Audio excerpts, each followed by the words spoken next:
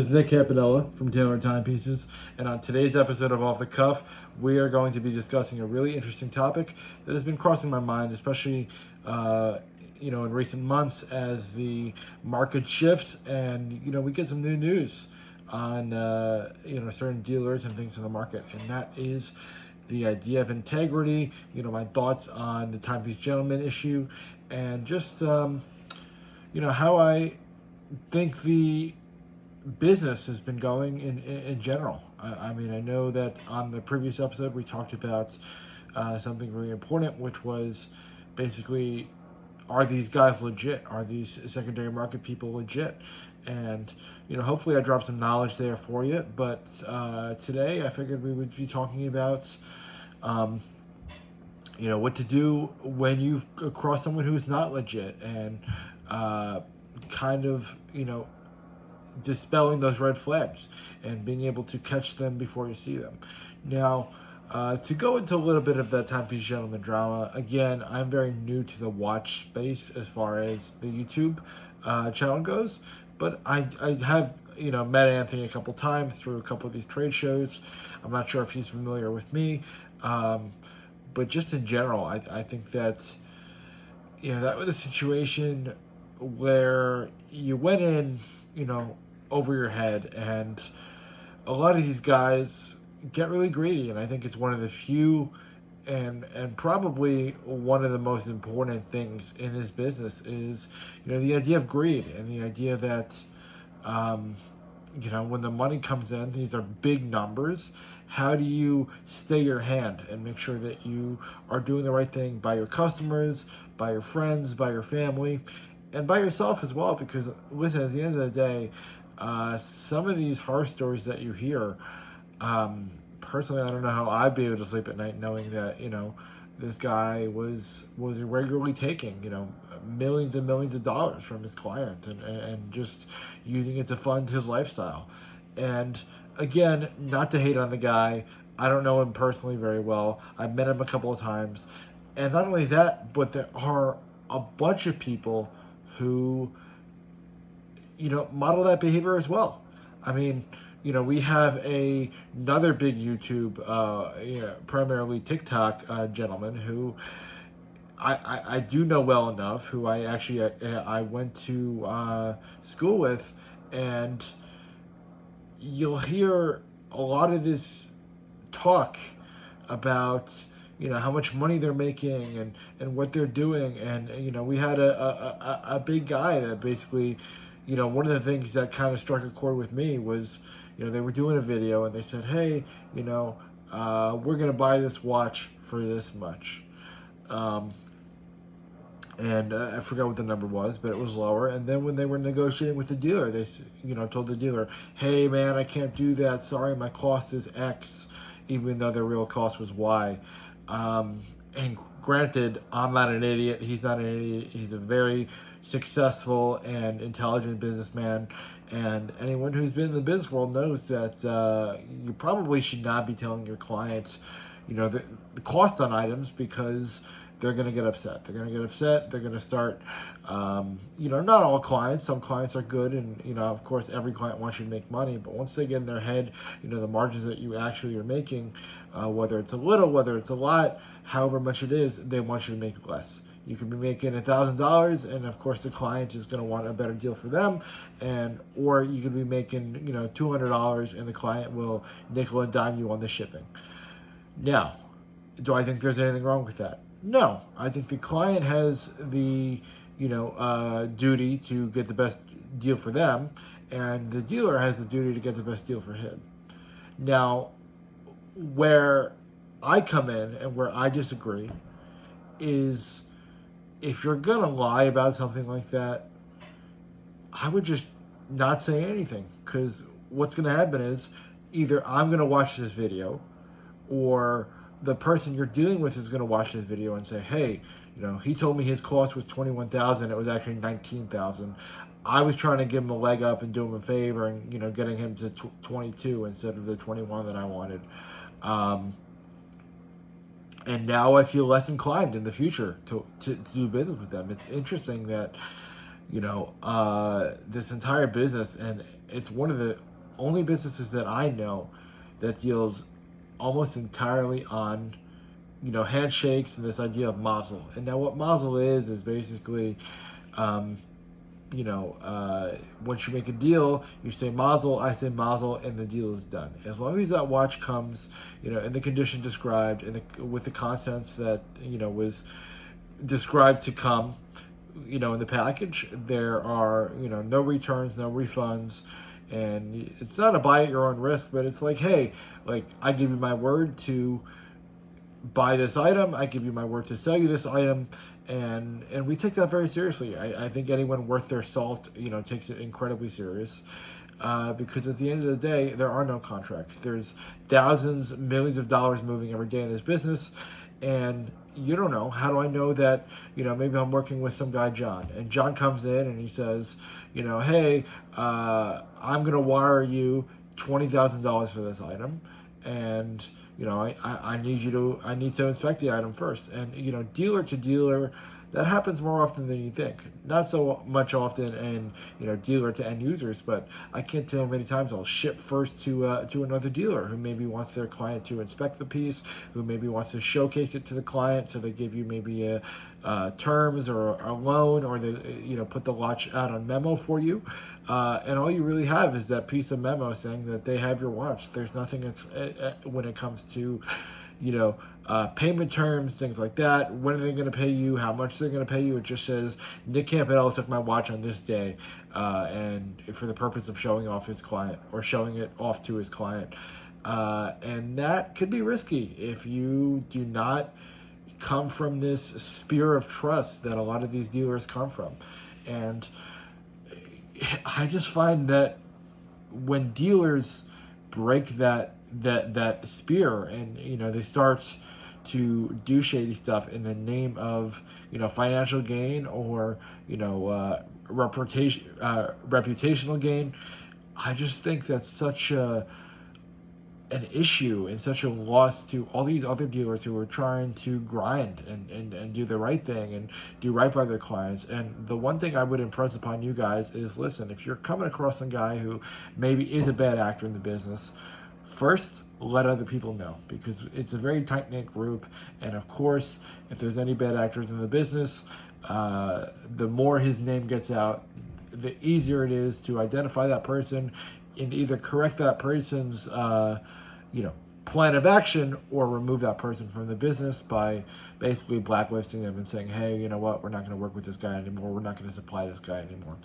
And two, I would keep in mind that it's not everybody. There's a lot of good, honest, trustworthy people that I have found in this business, and I think that's incredibly important to take note of that, and realize that this one or two bad people that maybe come up every couple of years, like this this timepiece gentleman guy, or a couple of the other guys that I remember there was a scandal a couple of years back with that horology house guy, who basically he was selling a couple inauthentic pieces, and it was, to my knowledge, a situation where he had sold something basically not purposefully, and he had gotten away with it. And so when he got chastised, it was kind of brushed off, and then he realized that, hey, I can do this a little bit more often. And not a lot of people hear from this guy anymore, because when you play with fire, you do get burned. And I can just speak on my personal experiences, having been scammed out of a couple deals myself in my early stages of doing this business. It's never a good feeling. So I mean, if you guys are going to get into this business, if you guys are going to work with these guys, not only as sellers but as buyers, do the right thing. Make sure you have a right head on your shoulders, and do your own due diligence as well. It's great that your friend John or your friend Bobby did a good deal with this dealer a couple weeks ago, a couple years ago, a couple months ago, whatever it is. But with the market changing all the time, it's important to do those fresh reference checks, because you don't know, maybe Bobby's mother is sick, maybe his daughter needs to go to college, maybe he got into some bad car accident and now he's got to use those funds and he can't pay you out on time for your item. So, one thing that we implement a lot in tailored timepieces is contracts. I understand that, model's important and, contracts are great, but at the end of the day, a physical contract is enforceable by law. And that to me is so much more helpful than just saying, okay, I know this guy's got me. And I just think it's something that should be utilized more in the business. I think that, every other business, they use contracts and they use, these intelligent means of communicating a deal. And not to say that Mazel is not that, but, I just think it's very important to, have that record. So, I mean, if you feel as though you're maybe dealing with a guy who's a bad actor or dealing with somebody who you think is going to, quote unquote, screw you, keep those text messages, keep those call logs, and do everything you can to get a third party opinion, to, really make sure that it's a very minimal risk for you, because at the end of the day, it is a minimal risk when you're dealing with someone you trust. Like I've said many, many times, the reason why we do these videos is so that you can see me, you can see my face, you can see that we don't have a crazy setup here right now. I'm just on my iPhone, in my back room, in the office, at my house, and we are just filming a quick video for you so that you can see that I'm a person and that we, run a business here and that we're growing. I mean, granted, there are a lot of guys who, have larger production values that, do have ill will and bad intentions. And I think that, the purpose of this video is to remind you guys to be vigilant of that and, be knowledgeable and do the right things. The one thing I say is, hey, wires are important. Other forms of payment, when I get other forms of payment in the form of, pretty much anything but Zelle or crypto, a lot of these apps can be called back and can be recalled. So, you don't want to be having someone pay you on an item, without something and, without that trail, and just they can recall those funds. They could call up their bank and say, I never sent this Cash App payment. I never sent this whatever payment. PayPal is a more recent thing where, PayPal is starting to charge additional fees and things like that. And it is, to my knowledge, a lot easier to get scammed on PayPal than the other thing. So I would always go with the wire if you can. And, I mean, other than that, make sure that you get a second or third opinion when you go and authenticate a watch. Make sure that you really trust the person that you are communicating with. Are they accessible to you? Do they have digital media? Do they have, an open line of contact, within a reasonable hour? Can I call them at, 3 o'clock on a Tuesday with enough notice and they're going to pick up the phone? Do I know that they are going to, resolve an issue? That's another thing that I think is super important, is a lot of times, because these are big items, people will judge you based on, the ability that you have, that sometimes you mess up. And, my point of reference is always, yes, you can mess up sometimes. Yes, it's unfortunate. And, like you guys, us dealers are humans too. So we do make mistakes. And I think that the measure of a businessman, business person, whoever you are, is not the fact that you've made those mistakes, but those steps you make to correct and mitigate those mistakes in the future. I'll share with you, recently we had a gentleman who left us our first, not 5-star review, we'll say, where the gentleman was just like, hey, we ordered a watch and we were unhappy with the piece and it was a little bit more scratched up than I thought. And there were some, of course, there were some inaccuracies in a lot of the review that he had left, in the sense that, he was saying that we only gave him, a couple $100, about $100 for the to make him go away. That wasn't the case. The cost of the polish was $100. Just things like that, little things that he was trying to dig into our skin. Now, the important thing to keep in mind here, though, is yes, that was a transaction that we could have done better. So I think that, sitting down and just kind of saying, okay, this dealer might have messed up. They might have sent me, maybe the item in worse condition. They might have sent me the item maybe a day or two later than I expected.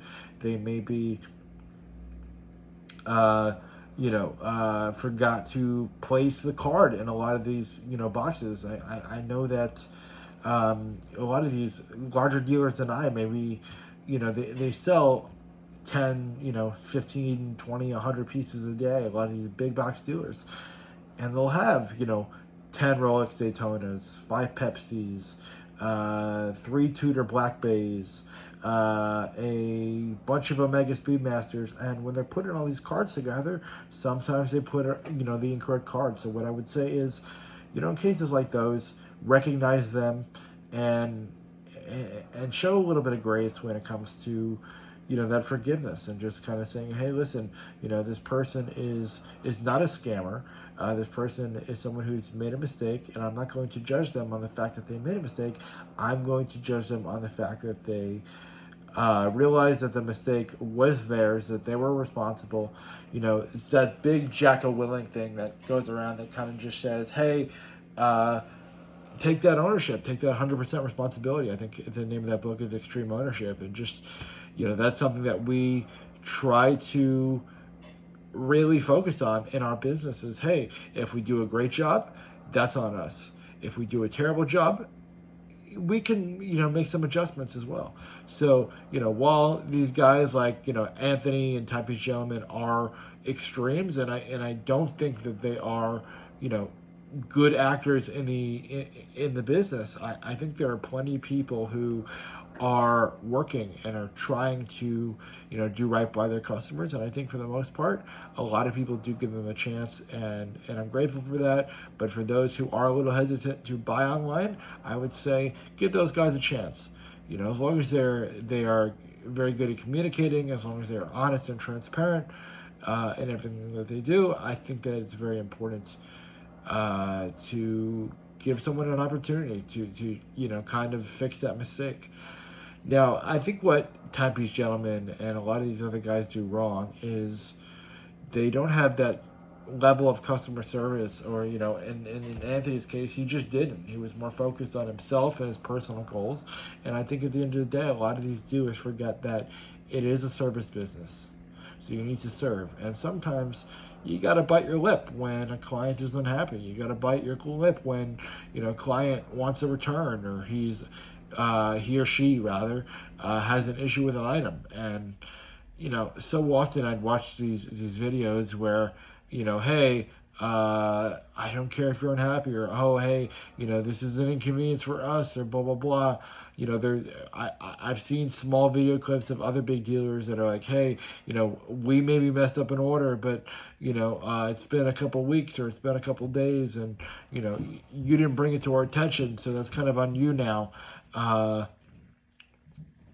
And I just think that trust is really something that it's eroding a little bit in the industry, and I think it's something that I'm trying to bring back forth with honest and well-dressed guys who do right by the customer and put the customer first, and then worry about the profit. I think that no business has ever faltered or failed with the mentality of principle over profit, and I think it's very important to realize that. And I think that's something that a lot of these guys like Anthony, they lost sight of, because they were making hundreds of thousands of dollars a month, that they were eating at Del Vecchio and Ruth Chris every night, and they were hanging out with the coolest people in the city, and making the most money out of all their friends, and living in these high rises. I think that at the end of the day, the person who's going to be more successful in the business is going to be the guy who's humble, the guy who really presents himself honestly and openly to his clients. I think that, yes, if you're doing well for yourself, and in so many cases I'm doing well for myself, treat yourself and reward those accomplishments, but never at the expense of your clients.